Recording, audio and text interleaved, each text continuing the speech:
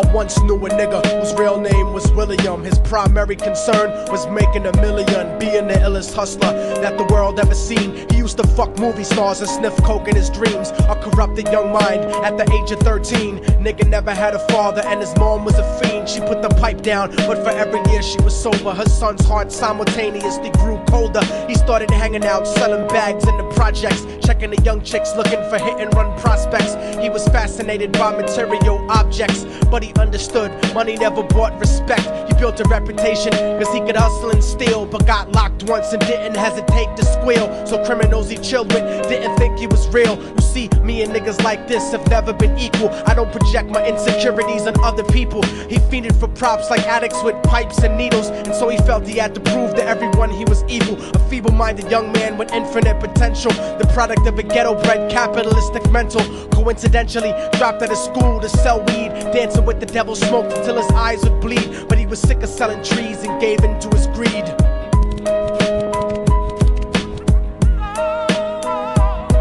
Everyone tryna be trife, never face the consequences. You probably only did a month for minor offenses. Ask a nigga doing life if he had another chance. But then again, there's always the wicked that knew in advance. Dance forever with the devil on a cold cell block. But that's what happens when you rape, murder, and sell rock. Devils used to be gods, angels that fell from the top. There's no diversity because we're burning in the melting pot.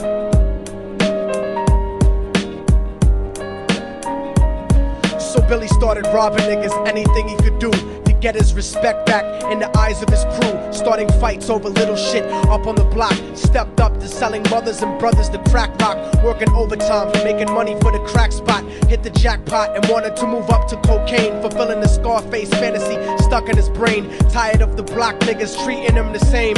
He wanted to be major like the cutthroats and the thugs. But when he tried to step to him, niggas showed him no love. They told him any motherfucking coward can sell drugs. Any bitch nigga with a gun can bust slugs.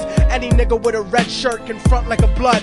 Even Puffy smoked the motherfucker up in the club. But only a real thug can stab someone till they die. Standing in front of them, staring straight into their eyes, Billy realized that these men were well guarded, and they wanted to test him before business started. Suggested raping a bitch to prove he was cold-hearted. So now he had a choice between going back to his life or making money with made men. Up in the sight, his dreams about cars and ice made him agree a hardcore nigga is all he ever wanted to be. And so he met them Friday night at 2:45.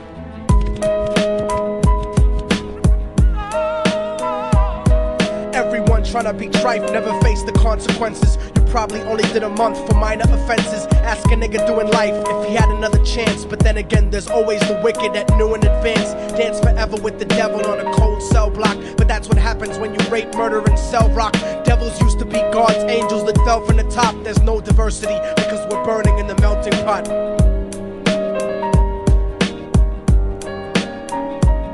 They drove around the project slow while it was raining, smoking blunts, drinking and joking for entertainment, until they saw a woman on the street walking alone, 3 in the morning, coming back from work on her way home. And so they quietly got out the car and followed her, walking through the projects. The darkness swallowed her. They wrapped her shirt around their head and knocked her onto the floor. This is it, kid, now you got your chance to be raw. So Billy yoked her up and grabbed the chick by the hair and dragged her into a lobby that had nobody there. She struggled hard, but they forced her to go up the stairs. They got to the roof and then held her down on the ground, screaming, "Shut the fuck up and stop moving around." The shirt covered her face, but she screamed and clawed. So Billy stomped on the bitch till he broke in her jaw. Them dirty bastards knew exactly what they were doing. They kicked her until they cracked her ribs and she stopped moving. Blood leaking through the cloth, she cried silently.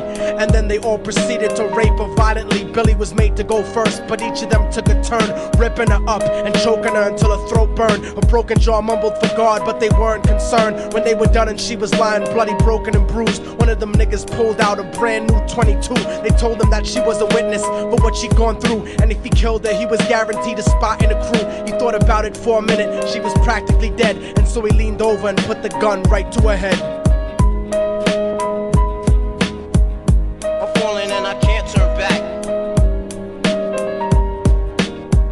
I'm falling and I can't turn back. Right before boy pulled the trigger and ended a life. He thought about the cocaine with the platinum and ice, and he felt strong standing along with his new brothers. Cocked the gat to her head and pulled back the shirt cover, but what he saw made him start to cringe and stutter, cause he was staring into the eyes of his own mother. She looked back at him and cried cause he had forsaken her. She cried more painfully, and when they were raping her, his whole world stopped. He couldn't even contemplate. His corruption had successfully changed his fate, and he remembered how his mom used to come home late, working hard for nothing, cause now what was he worth? He turned away from the woman that had once given him birth, and crying out to the sky cause he was lonely and scared, but only the devil responded cause God wasn't there. And right then he knew what it was to be empty and cold, and so he jumped off the roof and died with no soul. They say death takes you to a better place, but I doubt it. After that they killed his mother and never spoke about it. And listen, cause the story that I'm telling is true, cause I was there with Billy Jacobs and I raped his mom too. And now the devil follows me